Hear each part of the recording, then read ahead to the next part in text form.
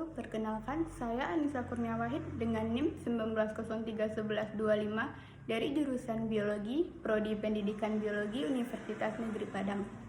Pada video kali ini, saya akan melakukan proses pembelajaran dengan menggunakan metode diskusi dan tanya jawab. Model pembelajaran yang saya gunakan adalah cooperative learning.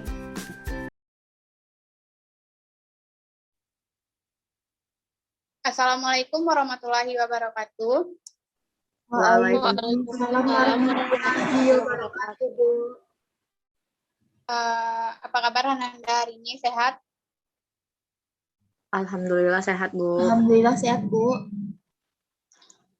Baiklah, sebelum kita memulai pelajaran pada kali ini, sebaiknya kita berdoa dulu yang dipimpin oleh ketua. Silahkan kita kelas pimpin doa.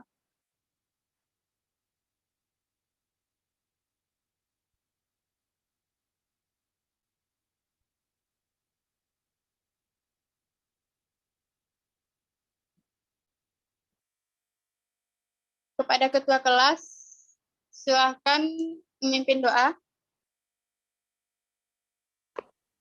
Baiklah, teman-teman, sebelum kita mulai pelajaran, marilah kita berdoa menurut agama dan percayaan kita masing-masing. Berdoa dimulai.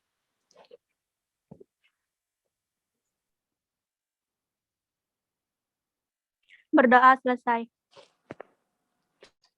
Terima kasih kepada ketua. Sebelum itu, Ibu mengambil daftar hadir dulu ya. Usno Fatmi Nur Halim. Hadir, Bu. Ailsa Najma Rahmadani. Hadir, Bu. Arima Putri. Hadir, Bu. Azari Azizah Hamir.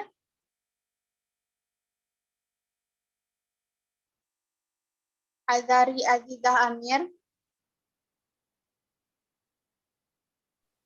Sepertinya Azari terkendala jaringan, Bu. Ya. Delvi Fitria.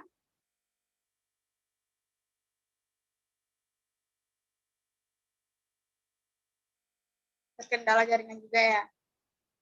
Fani Azahra Putri. Hadir, Bu. Gusti Ananda. Hadir, Bu. Larasati. Hadir, Bu. Marlia Herlisa. Hadir, Bu. Nur Mutiara. Hadir, Bu. Oktadina Lorenza. Hadir, Bu. Rara Mustika. Hadir, Bu. Rika Mardesha Fitri. Hadir, Bu. Rika Andria Putri. Hadir, Bu. Silvani Mustika. Hadir, Bu. Siti Rabia. Hadir, Bu. Sepertinya Anda semua hadir ya pada pertemuan kali ini. Baiklah, sebelum memulai pelajaran, Ibu akan memberi pertanyaan dulu. Nah, di sini Ibu mau bertanya, kenapa kita bisa bergerak atau berjalan? Karena adanya sistem gerak, Bu. Ya, bagus sekali. Sistem gerak itu terbagi atas apa saja? Siapa yang bisa menjawab? Saya, Bu. Oh ya, Saudara Rizka, silakan.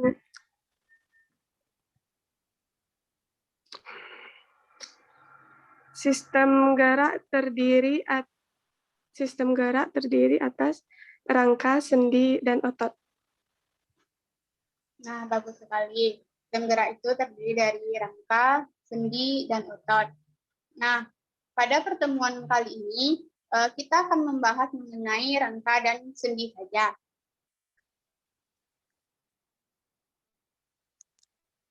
Baiklah, materi kita pada kali ini yaitu mengenai sistem gerak pada manusia. Sebelum itu, Ibu akan menyampaikan indikator pencapaian kompetensinya yang KD 3.1 menganalisis gerak pada makhluk hidup, sistem gerak pada manusia, dan upaya menjaga kesehatan sistem gerak. IPK yang harus kita capai, yang pertama mengidentifikasi alat gerak, 3.1.2 menguraikan komponen penyusun pada sistem gerak manusia, 3.1.3 menyebutkan macam-macam tulang rangka pada manusia, 3.1.4 menjelaskan fungsi rangka manusia, 3.1.5 menjelaskan struktur tulang, 3.1.6 menjelaskan proses ossifikasi tulang, 3.1.7 menjelaskan fungsi sendi, 3.1.8 mengidentifikasi jenis sendi yang bekerja pada setiap gerakan. Itulah IPK yang akan kita capai pada pertemuan kali ini. Selanjutnya Ibu akan mencapaikan tujuan pembelajaran. Yang pertama, disajikan video yang terkait dalam materi peserta. Peserta didik dapat menentukan apa itu sistem gerak manusia dengan benar. Yang kedua, dengan penugasan peserta didik dapat menentukan komponen penyusun pada sistem gerak dengan benar. Yang ketiga, dengan tanya jawab peserta didik dapat menyebutkan macam-macam tulang rangka manusia dengan benar. Yang keempat, dengan video yang terkait dalam materi, peserta didik dapat menentukan fungsi rangka pada manusia dengan benar. Yang kelima, dengan penugasan, peserta didik dapat menjelaskan struktur tulang dengan benar. Yang keenam, dengan tanya jawab, peserta didik dapat menjelaskan proses ossifikasi tulang dengan benar. Yang ketujuh, dengan penugasan, peserta didik dapat menentukan fungsi dari sendi dengan benar. Yang kedelapan, dengan video peserta didik diminta untuk mengidentifikasi jenis sendi yang bekerja pada setiap gerakan. Itulah tujuan pembelajaran yang akan kita capai pada pertemuan kali ini. Baiklah, sebelum itu Ibu akan menjelaskan mengenai rangka dan sendi melewati PPT yang akan Ibu share.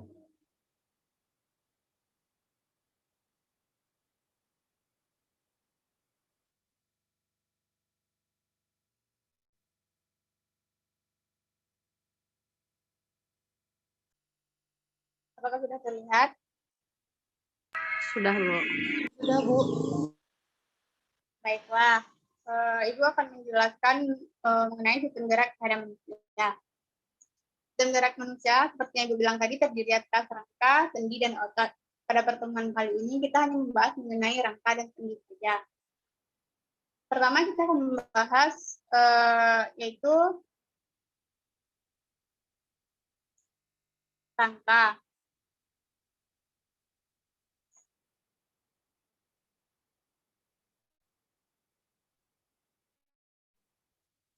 Rangka atau sama dengan tulang.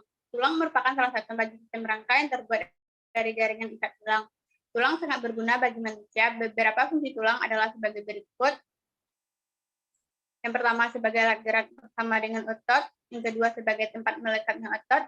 Yang ketiga sebagai pelindung organ lunak dan vital. Yang keempat tempat memproduksi sel-sel darah.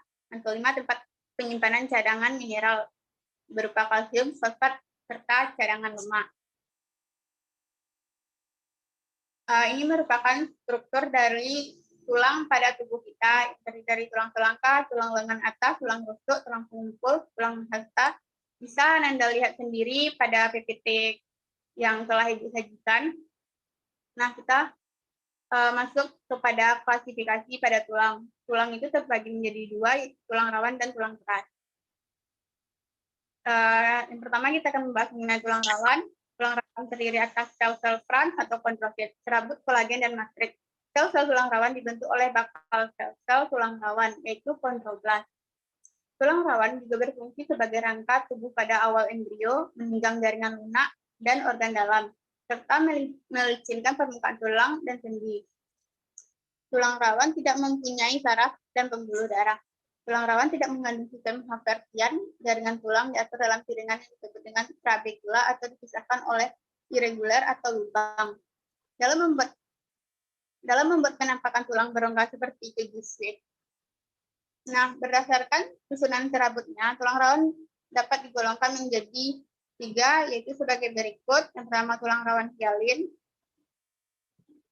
Mempunyai serabut terbesar dalam anyaman yang halus dan rapat. Tulang rawan hialin terdapat di ujung tulang rusuk menempel ke tulang dada. Selanjutnya, tulang rawan elastis, susunan sel dan matriksnya mirip tulang rawan hialin, tetapi tidak sehalus serapat tulang hialin. Tulang rawan elastik terdapat di daun telinga, taring, dan epiglotis. Tulang rawan fibrosa Matriksnya tersusun kasar dan tidak dicakram antar tulang belakang dan simfisis, pubis, atau pertautan tulang kemaluan. Nah, ini merupakan gambar dari tulang rawan hialin. Tulang rawan hialin ini terdapat di ujung tulang rusuk yang menempel ke tulang dada. Sedangkan tulang rawan elastis terdapat di daun telinga, laring, dan epiglotis. Nah, tulang fibrosa ini terletak di antara pertemuan tulang kemaluan. Yang kedua, kita masuk mengenai tulang keras. Tulang keras terbentuk dari tulang rawan yang mengalami pengulangan osifikasi ketika tulang rawan atau kartilago terbentuk. Rongga-rongga masuknya terisi oleh sel osteoblast. Osteoblast merupakan lapisan sel tulang muda. Osteoblast akan mengekspresikan zat interseluler seperti kolagen yang akan mengikat zat kapur. Osteoblast atau sel tulang keras antara sel tulang yang satu dan sel tulang yang lain dihubungkan oleh juluran-juluran sitoplasma yang disebut kanalikuli. Setiap satuan sel osteosis akan mengelilingi satu sistem saraf dan pembuluh darah hingga membentuk sistem akar. Mastrik di sekitar sel-sel tulang memiliki senyawa protein yang dapat mengumpur kapur CaCO3 dan fosfat Ca4PO4. Kapur dan fosfat tersebut membuat tulang menjadi keras. Berdasarkan mastriknya, bagian tulang dapat dikelompokkan menjadi dua bagian, yaitu tulang kompak dan tulang spons. Nah, pertama kita membahas mengenai struktur dari tulang spons. Tulang spons dapat ditemukan di seluruh tubuh. Tulang spons biasanya ditemukan di ujung tulang panjang, persendian, dan bagian dalam tulang belakang. Fungsi tulang spons adalah sebagai peredam kejut seperti saat melompat, sebagai tempat memproduksi sel darah merah, dan sebagai tempat terjadinya metabolisme kalsium, dan berfungsi untuk mengurangi berat tulang agar menjadi lebih ringan. Nah, berdasarkan bentuknya, tulang keras dapat dikelompokkan sebagai berikut. Yang pertama itu tulang pipa. Tulang pipa bentuknya panjang dan berongga seperti pipa. Contohnya tulang ini diantaranya tulang pengumpul, tulang kasta, tulang bersis, dan tulang luring. Tulang pipa terdiri atas dua bagian yaitu diafisis dan epifisis. Diafisis adalah badan tulang, sedangkan epifisis adalah bagian tepi atau bagian kepala tulang. Di antara epifisis dan diafisis dibatasi oleh bagian yang disebut cakram epifisis. Cakram epifisis lebih lambat proses pengulangannya dengan daerah diafisis. Yang kedua yaitu tulang pipih. Adalah tulang yang terbentuk pipih. Tulang pipih banyak terdapat di rangka aksial, misalnya tulang rusuk, tulang belikat, dan tulang yang menyekut tengkorak. Selanjutnya tulang pendek. Tulang pendek yang berukuran pendek hanya ditemukan di daerah pangkal telapak tangan, pangkal telapak kaki, dan tulang belakang. Nah, bagian tulang keras terakhir yaitu tulang tidak beraturan. Tulang tidak beraturan yaitu tulang yang memiliki bentuk tidak beraturan. Contohnya adalah tulang belakang dan tulang penyusun wajah. Nah, selanjutnya kita masuk kepada proses osifikasi pada tulang. Proses pembentukan tulang dikenal dengan osteogenesis atau osifikasi. Proses osifikasi dilakukan oleh sel pembentuk tulang yang disebut dengan sel osteoblast. Proses pembentukan ini terdiri atas dua tipe, yaitu osifikasi intramembran dan osifikasi endokondral. Osifikasi intramembran tergolong tipe pembentuk tulang yang kurang umum atau jarang terjadi. Pasalnya, proses pembentukan tulang tipe intramembran ini terbatas hanya pada tulang tengkorak yang rata, seperti parietal, sebagian dari tulang temporal, dan sebagian dari tulang maksilar. Nah, proses osifikasi merupakan proses pembentukan tulang dari jaringan mesenkim menjadi jaringan tulang. Contohnya pada proses pembentukan tulang pipih. Selanjutnya kita masuk pada osifikasi pada endokondral. Proses pembentukan tulang yang terjadi di mana sel-sel mesenkim berdiferensiasi lebih lanjut menjadi kartilago atau jaringan rawan, lalu berubah menjadi jaringan tulang, misalnya proses pembentukan tulang panjang, ruas tulang belakang, dan pelvis. Proses osifikasi ini bertanggung jawab pada pemanjangan tulang dan pembentukan sebagian besar tulang manusia. Pada proses ini, sel-sel tulang osteoblast aktif membelah dan muncul di bagian tengah dari tulang rawan yang disebut dengan senter osifikasi. Osteoblast selanjutnya berubah menjadi osteosit. Sel-sel tulang dewasa ini tertanam dengan kuat pada matriks tulang. Osifikasi endokondral terjadi di dalam satu potongan tulang rawan hyalit yang bentuknya mirip ukuran kecil tulang yang akan dibentuk. Jenis osifikasi ini terutama bertanggung jawab untuk pembentukan tulang pendek dan tulang panjang. Nah, materi kita yang kedua yaitu mengenai sendi.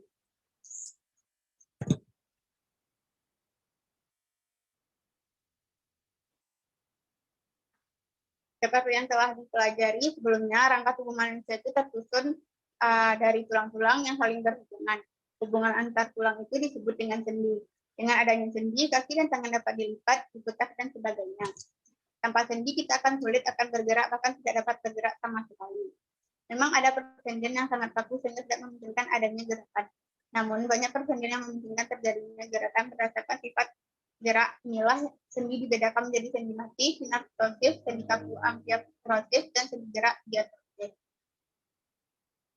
Nah, kita membahas mengenai sendi mati dulu atau sinartrosis. Sendi mati merupakan hubungan antar tulang yang tidak dapat digerakkan. Penghubung antar tulangnya adalah serabut jaringan etat. Contoh sendi mati terdapat pada hubungan antar tulang tengkorak disebut sutura dan hubungan antar tulang membentuk gelang panggul. Contoh sendi yang terdapat pada tulang antar ruas, tulang belakang, dan tulang rusuk. Nah, ini merupakan struktur dari sendi mati yang terletak di tengkorak kepala. Selanjutnya, kita membahas mengenai sendi kaku.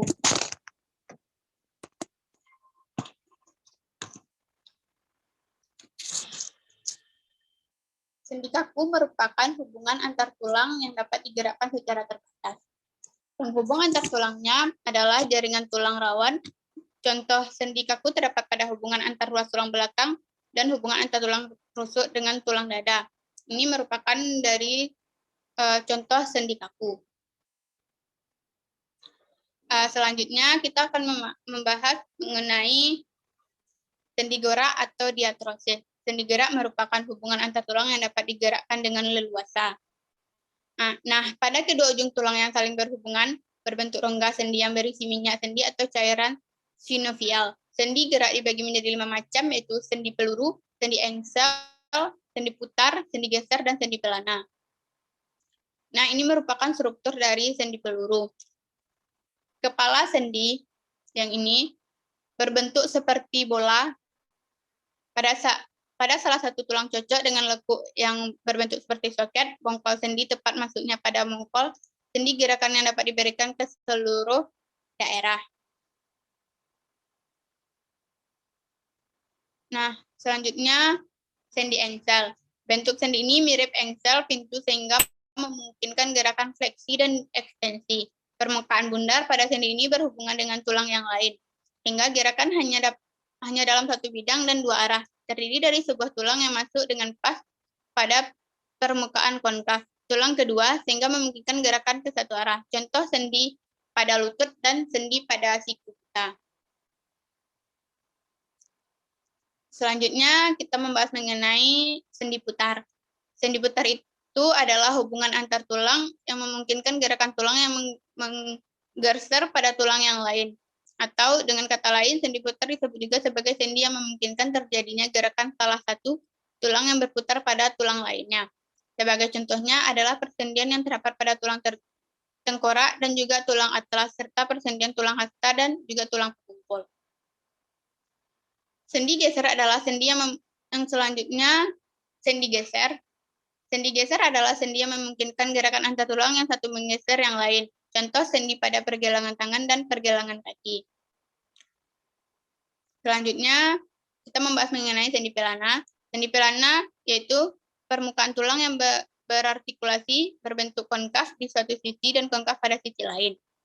Sehingga tulang akan masuk dan pas seperti 2 pelana yang saling menyatu. Satu-satunya sendi pelana sejati yang ada pada tubuh adalah persendian antar tulang karpal dan metakarpal, ibu jari. Nah, sekian penyampaian materi dari Ibu.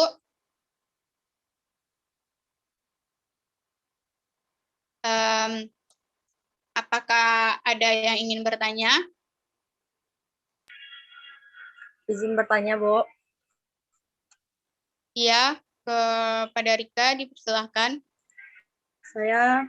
Pertanyaan saya tentang apa saja komponen penunjang pada sendi, Bu. Nah, baiklah, Ibu akan menjelaskan mengenai apa saja komponen yang akan menunjang sendi. Yang pertama itu kapsul sendi. Kapsul sendi itu merupakan lapisan serabut yang melipati sendi. Di bagian dalamnya terdapat rongga.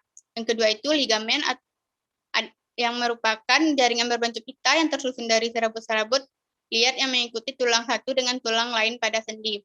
Nah, yang selanjutnya tulang rawan hialin atau kartilago hialin yang merupakan jaringan tulang rawan yang menutupi kedua ujung tulang, berguna untuk menjaga benturan.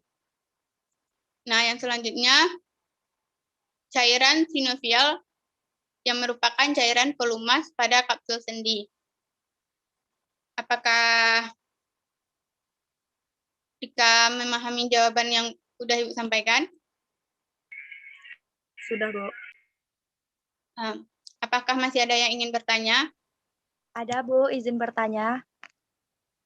Ya, Arima, dipersilahkan. Mengapa struktur tulang rawan pada anak-anak berbeda dengan tulang pada dewasa? Karena tulang rawan anak-anak. Baiklah, Ibu akan menjelaskan mengapa tulang rawan pada dewasa dan tulang pada rawan pada anak-anak itu berbeda.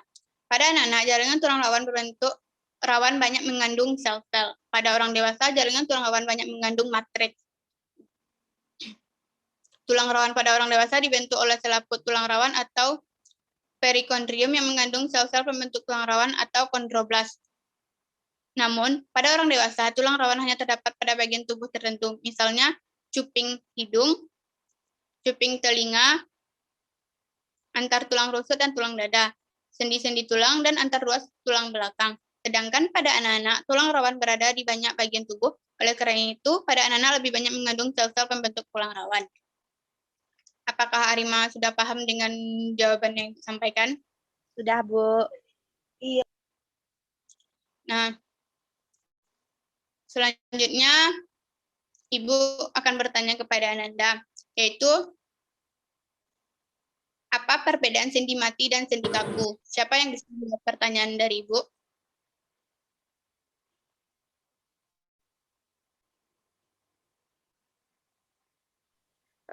Izin menjawab, Bu. Ya, kepada Rizka disilahkan.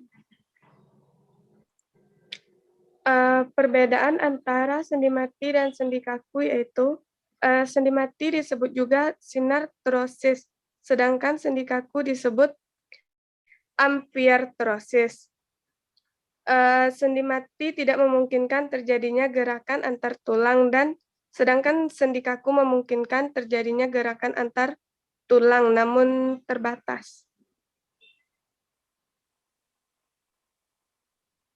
Ya, betul sekali jawaban dari Rizka. Ini dari materi yang Ibu sampaikan tadi. Selanjutnya, Ibu akan bertanya lagi, apakah tulang merupakan komponen hidup? Siapa yang bisa menjawab pertanyaan dari Ibu?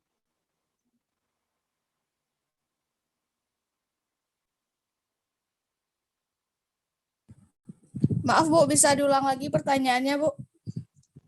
Iya, pertanyaannya itu, apakah tulang merupakan komponen hidup? Baik, saya akan menjawabnya Bu. Ya, Ya, tulang dapat tumbuh bertambah besar dan panjang, dan ada juga tulang dapat berkembang mengalami osifikasi, dan juga tulang memerlukan makanan atau nutrisi. Itu jawaban saya Bu.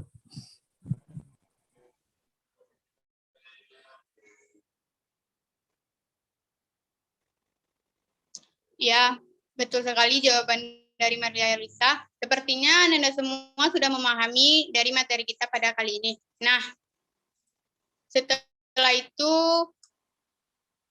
Ibu akan membagikan LKPD kepada Ananda yang sudah Ibu share di grup kelas mengenai LKPD. Ibu beri waktu 20 menit untuk menjawab LKPD yang sudah Ibu bagikan.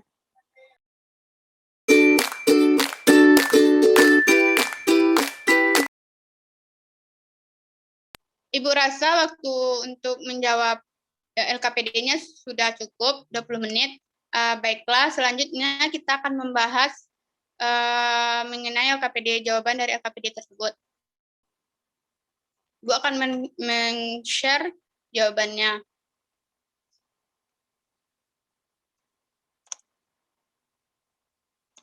Nah, pertanyaan yang pertama itu fungsi rangka tubuh sebagai berikut kecuali jawabannya E, alat gerak aktif. Yang kedua, hubungan antar tulang yang gerakannya sangat terbatas disebut dengan sinatrosis. Yang ketiga, berikut ini tulang yang termasuk dalam anggota gerak bawah adalah fossa. Yang keempat, jari Anda dapat digerakkan karena pada ruas jari terdapat sendi engsel. Yang kelima, berikut ini bagian tulang yang berfungsi melindungi organ vital dalam tubuh adalah parietal dan phalanges. Yang keenam, tulang penyusun terdiri dari femur, radius, fibula, humerus, metakarpal. Manakah yang termasuk bagian tulang penyusun anggota gerak? Jawabannya yaitu C, 2, 3, dan 5. Selanjutnya, sifat pergerakan dari sendi engsel. Sifat dari pergerakan sendi engsel yaitu pergerakan ke segala arah dan tidak berputar. Yang kedelapan, sendi yang gerakan berporos 3 adalah yaitu sendi peluru. Yang kesembilan, bagian yang berguna untuk menghubungkan tulang dengan tulang pada persendian adalah otot. Yang ke-10, tendon yang melekat pada tulang yang tidak dapat bergerak disebut dengan origo. Apakah jawaban Ananda semuanya benar atau ada yang salah?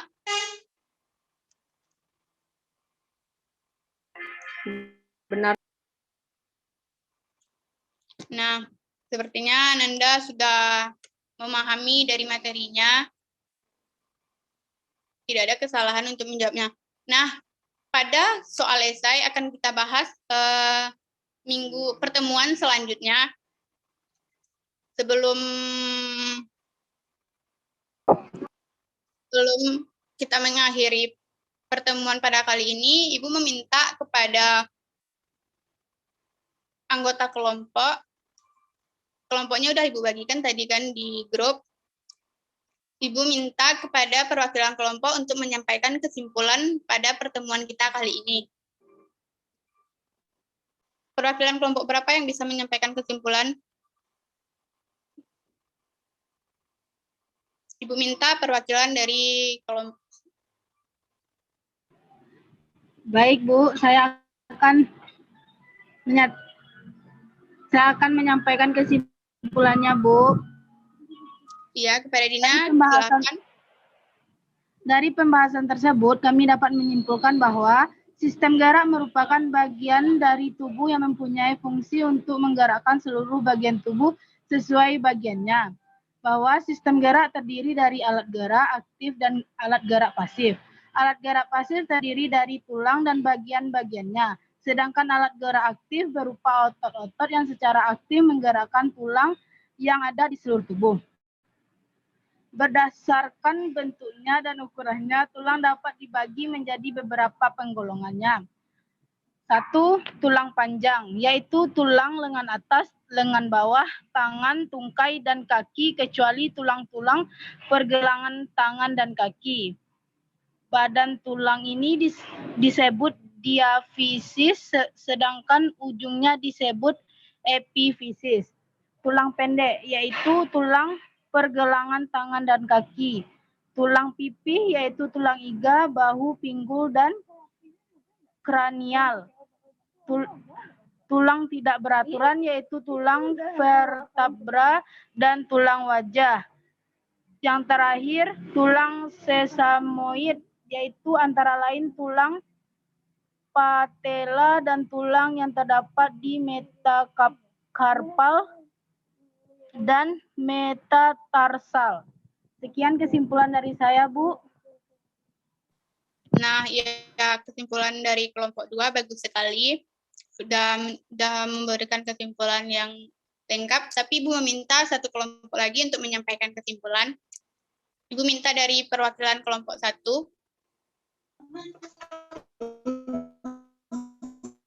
Bu. Ya. Perkenalkan, Bu, nama saya Silvani Mustika Putri. Tapi mohon maaf, Bu, izin menonaktifkan kamera. Baiklah, saya akan menyimpulkan hasil pembelajaran kita pada hari ini. Sistem gerak merupakan bagian dari tubuh yang mempunyai fungsi untuk menggerakkan seluruh bagian tubuh sesuai dengan bagiannya. Sistem gerak terdiri dari alat gerak aktif dan alat gerak pasif. Alat gerak pasif terdiri dari tulang dan bagian-bagiannya, sedangkan alat gerak pasif berupa otot-otot yang secara aktif menggerakkan tulang yang ada di seluruh tubuh. Mungkin itu yang dapat saya sampaikan, Bu. Sekian, terima kasih. Nah, bagus sekali kesimpulan dari kelompok 1. Ibu rasa kesimpulan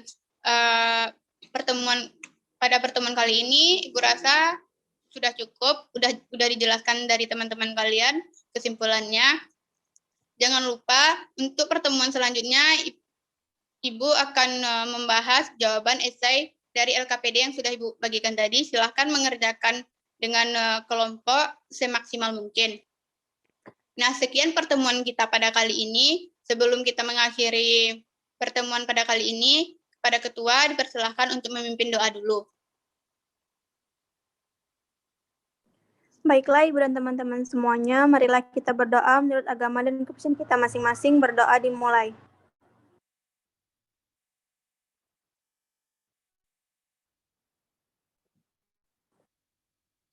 Berdoa selesai.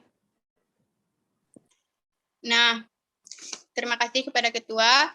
Terima kasih Anda sekalian sudah mengikuti pembelajaran dari awal sampai akhir, walaupun tidak seefektif pertemuan pada tatap muka. Baiklah, salah dan janggal Ibu mohon maaf. Ibu akhiri dengan Assalamualaikum warahmatullahi wabarakatuh. Waalaikumsalam warahmatullahi wabarakatuh. Terima kasih, Bu. Terima kasih, Bu.